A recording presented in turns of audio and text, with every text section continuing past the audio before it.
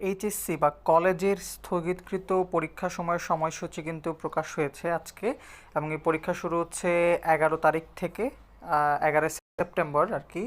এবং এই যে এটা হচ্ছে সকাল 10টা থেকে বেলা 1টা পর্যন্ত যে প্রথম পরীক্ষাটা আর কি 11 তারিখে, সেটা হচ্ছে ভূগোল দ্বিতীয় পত্র দিয়ে শুরু হচ্ছে। এবং দুপুরেও কিন্তু পরীক্ষা আছে উচ্চাঙ্গ সঙ্গীত দ্বিতীয় পত্র, অথবা আরবি দ্বিতীয় পত্র, অথবা পালি দ্বিতীয় পত্র। এটা হচ্ছে কলেজের, হ্যাঁ, এটা কিন্তু মাদ্রাসার না, এটা হচ্ছে কলেজের।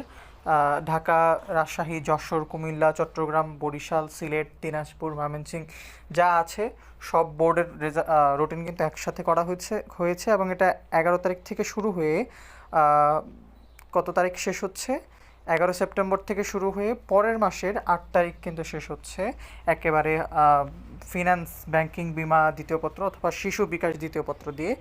সো এই রুটিনটা যদি কারো দরকার হয়, কমেন্টে অবশ্যই পিডিএফ দেওয়া থাকবে। আর এছাড়া দ্বিতীয় পেজে কিন্তু কিছু নির্দেশাবলী আছে কলেজ বা এইচএসসির রুটিন, এটা আমি বারবার বলতেছি। সো এই নির্দেশনাগুলোও কিন্তু এখান থেকে দেখে নিতে হবে এই পিডিএফটা থেকে। সো কলেজ এবং এইচএসসি বা কলেজ বা এইচএসসি আর কি, যারাই পরীক্ষা দিবে এবার প্রস্তুত হয়ে যাও। রুটিন প্রণয়ন হয়ে গেছে, প্রশ্ন প্রণয়ন হয়ে গেছে। পরীক্ষার খুব সম্ভবত 25 দিন বাকি আছে আর আজকে থেকে যদি হিসাব করি। ঠিক আছে, সো প্রস্তুতি নিতে থাকো। ভালো একটা পরীক্ষা হোক। আসসালামু আলাইকুম।